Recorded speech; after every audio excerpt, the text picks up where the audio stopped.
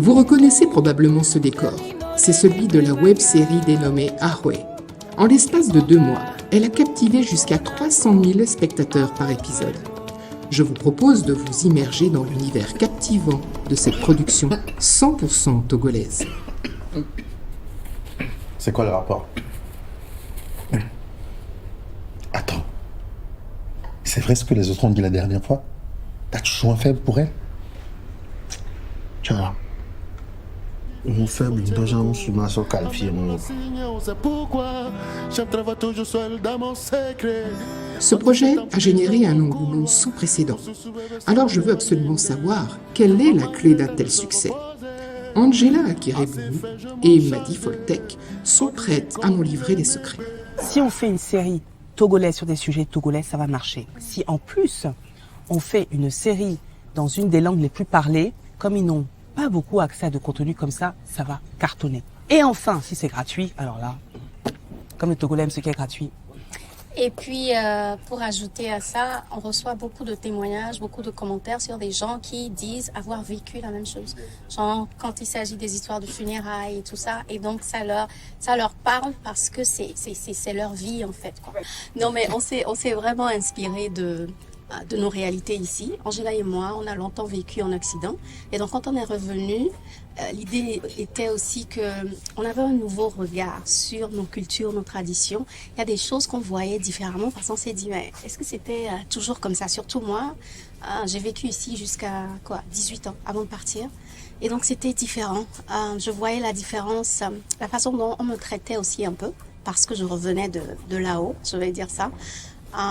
Mais tout est parti du fait que Angela et moi voulait raconter nos réalités, mais comment le faire pour que les gens adhèrent, on va dire. C'est pour ça qu'on a décidé de faire revenir ce Yovo Deto là, pour qu'ils soient confrontés aux difficultés. Vraiment, c'est des histoires autour de nous, quoi. C'est ça.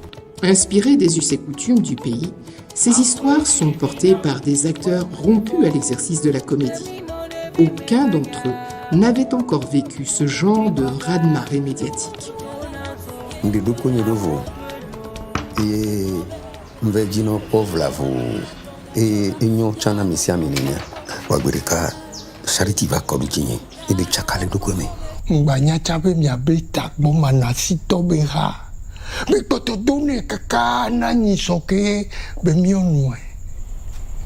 Me dit que a choqué c'est coucuname. Nye Cyprien doucito. Cyprien. Major. Nye major de ma promotion. Cyprien. Au couviwa. Kasiagame. Besiagbe. Au couviwa minona. Amedigbo faut toi comme un homme. Waouh Lionel. Ouenya medigbo.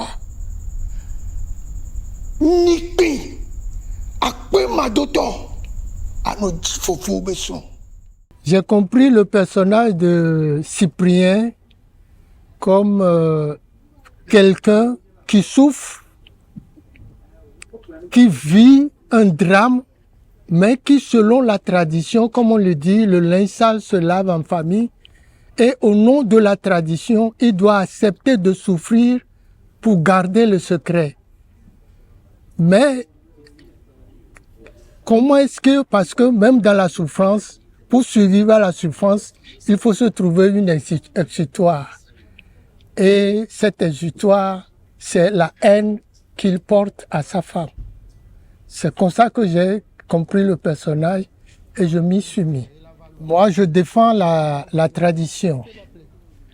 Je ne suis pas contre le modernisme. Mais je me dis, comme dirait la grande royale, savoir attacher, lier le bois au bois. Nous ne devons pas nous renier complètement puisque la culture, c'est ce qui fait l'individu. Et si nous renions notre culture, alors nous n'existons plus. Donc c'était pour moi, le scénario était tel que j'y ai vu un sujet de mon combat. Et surtout que c'est en notre langue, Alors, je m'y suis mis, d'ailleurs tout comme les autres acteurs.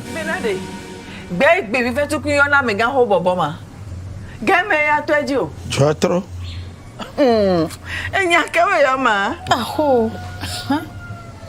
Vraiment, il est fontolo. Je vous ai convoqué pour vous informer de ma décision. Yeah. Eh bien, je vous ai convoqué là. Dans 2 jours, Yali Nogné. Étant donné que le modèle de tournage était un peu particulier, c'était sur la base du bénévolat, il a fallu déjà demander qui était d'accord pour travailler sur cette base-là. Donc facilement, on est allé sur les personnes avec qui on avait l'habitude de travailler. Baya, forcément, Julio Teco, la plupart des techniciens. Pour les acteurs, on a d'abord demandé qui veut travailler bénévolement. D'accord. Maintenant, parmi ceux qui veulent travailler bénévolement, on va faire une audition, un casting par rôle pour savoir qui est la meilleure personne, la plus adaptée pour les rôles en question. Les anciens,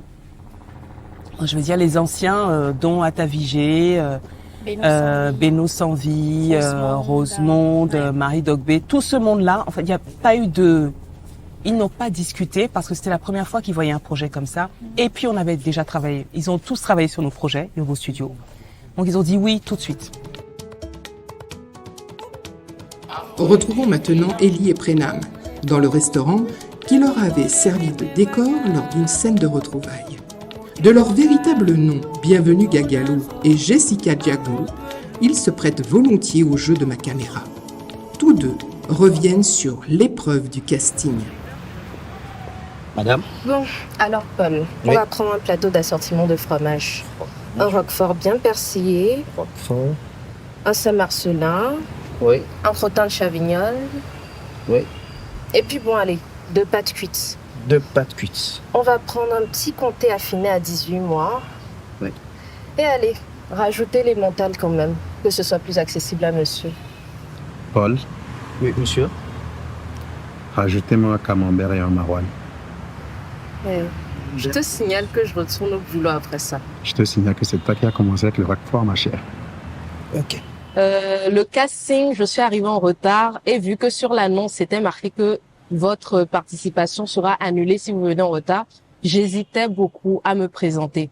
Mais je suis venue, il y avait Bienvenue d'ailleurs et l'assistant réalisateur Emmanuel Badaké qui m'ont mise tout de suite à l'aise, ils m'ont dit calme-toi, ça va bien se passer. Je suis rentrée dans la salle, j'ai fait ma prestation et après ils m'ont parlé, ils m'ont dit qu'ils aimeraient m'avoir sur la série pour laquelle je castais et c'est comme ça que ça s'est passé. On était 4 à caster pour le rôle et j'étais le dernier. Évidemment, il y avait le stress, il y avait le trac. Donc, quand je voyais les gens rentrer, ne pas vite sortir, je me disais, c'est fichu, c'est mort pour toi. Retourne chez toi et tout.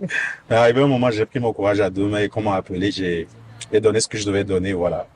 J'ai pris le rôle, j'ai eu le rôle, voilà, et aujourd'hui, tous on a vu ce que c'est. Manqué, ma chérie. Tu as manqué. Ça va. Mais désolée. Si pour Bienvenue et Jessica, le quotidien s'est transformé en conte de fées, celui de Florence Kitcha a basculé dans une autre dimension. Son interprétation de la machiavélique Chanel lui vaut depuis la diffusion du dernier épisode une vague de harcèlement. Une partie du public n'a malheureusement pas réussi à dissocier la fiction de la réalité. Tati est au cou. Ensuite, je l'ai séduit.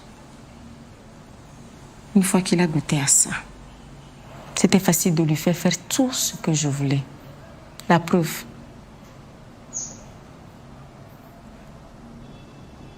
Je sais que tu meurs d'envie de me raconter comment tout ça s'est fait. Marie.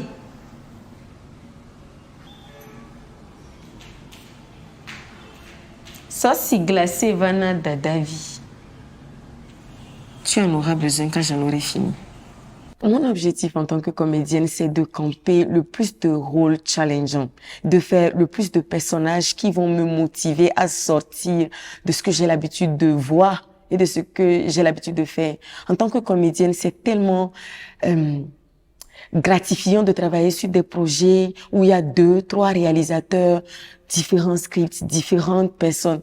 Et donc, moi, mon rêve serait de travailler sur un projet encore plus grand, encore plus challengeant, dans une autre langue, locale peut-être, mais dans une autre langue aussi. Parler en Mina, avec le script qui est écrit en français, c'est traduire, tout ça. En tout cas, moi, j'attends plein de challenges. S'il faut me souhaiter quelque chose, c'est plein de challenges, plein de rôles. Vous savez, vous m'avez pas découragé, hein, les gars. Ce qui s'est passé là, moi, prochainement, je sais comment le porter. Je vais faire mieux. Je vais tellement aller. Je sais qu'on va souhaiter, moi, plus de rôles. Voilà. Ici au Togo, il n'y a pas vraiment assez de production pour se dire, voilà, je fais carrière, je sais où aller, à quelle production aller pour voilà chercher les rôles et tout. Ici, c'est un peu rare d'avoir des productions. Et bon, on espère qu'avec Ahoué qui prend actuellement, les gens vont suivre, les gens vont participer à la cagnotte pour qu'il y ait d'autres productions comme Ahoué et effectivement pouvoir faire carrière dans le métier. Donc oui, c'est ce qui manque un peu. Mais sinon, Ahoué a apporté des choses et on espère que demain, ça réveillera d'autres productions, ça réveillera d'autres bons projets. Les amoureux, je dis, hein, donc, avec tous les hôtels qu'il y a en ville là, ça ne vous suffit pas, quoi. En plus, il y a un grand hôtel à côté, et vous, c'est le parking que vous choisissez. Au moins, nous, à notre époque, hein, on se cachait au moins sur un manguier ou sur un barbadier. Ce que vous êtes en train de faire là, c'est un attentat à la pudeur. Bon, déjà, c'est Baobab, pas Barbabier. Ensuite, on dit atteinte, pas attentat. Nous étions dans un véhicule qui est un espace privé. Donc, en théorie, il n'y a aucune infraction. Monsieur le gérant de la Rousse. Donc, on parle et tu parles. Et puis là, c'est la place de l'indépendance que vous êtes en train de suivre comme ça. Tes aïeux, mes aïeux se sont battus pour avoir leur indépendance. Et on parle, toi, monsieur qui ne sait pas garder son pantalon fermé, tu es là à parler le gros français, en douille. Pardon, chef, vous avez raison, hein, on a mal agi. Voilà au moins quelqu'un qui est raisonnable que toi, monsieur le gérant de la Rousse. Les enfants passent ici. Un enfant pourrait toutefois passer. À 7 heures de la nuit, waouh. Ce projet n'aurait sans doute pas vu le jour sans l'abnégation des acteurs et des techniciens, ni la générosité des propriétaires de maisons. Leurs intérieurs se sont transformés pour l'occasion en studio de cinéma. Afin de poursuivre l'aventure, la production a ouvert une cagnotte et espère le soutien du plus grand nombre. La rencontre avec Madame le Premier ministre était une rencontre stratégique. C'était pour rassurer les annonceurs. Souvent, les annonceurs se disent « Ah, 200 millions, 15 millions, 10 millions, 5 millions, c'est beaucoup d'argent quand même. Ces gens-là, est-ce qu'ils sont sérieux? Qu'est-ce qu'ils vont faire avec l'argent et tout ça ?» Et quand on a le gouvernement qui dit « Bravo, on montre qu'on les soutient, qu'on est derrière eux », ça rassure les annonceurs. Donc, c'était surtout ça l'idée. Parce que je pense que c'était pas prévu au budget de l'État hein, de mettre de l'argent dans Ahoué. mais par contre, ils n'ont pas hésité à dire non mais voilà, on vous montre que pour nous c'est sérieux. Vous nous dites tout le temps on adore Ahoué, on veut plus. Pour vous en faire plus, cotisez. Et en effet, vous n'avez pas forcément besoin de mettre 10 000, 20 000, 30 000, même si c'est 100 francs, même si c'est 500, même si c'est 1000 francs, tout apport en fait a de la valeur. Voilà, donc merci beaucoup et vivement la suite, quoi. Pour moi, en tout cas, personnellement, c'est un indicateur, cette cagnotte, pour l'avenir. Si nous atteignons le montant, ça veut dire que tout ce qu'on met en place dans l'industrie audiovisuelle va se transformer en revenus, en cash et un modèle économique viable. C'est-à-dire qu'on pourrait envisager même de faire du pay-per-view. Maintenant, si ça ne va pas plus loin, ça veut dire que je reste à ce que j'ai toujours pensé, c'est que le Togolais, tant que c'est gratuit, c'est bien, mais tant qu'il faut payer, il n'y a plus personne. Donc je souhaite sincèrement avoir tort. Au regard du succès de la première saison, on peut oser croire que tous les amoureux d'Ahoué soutiendront ce projet pour hisser encore plus haut l'excellence togolaise.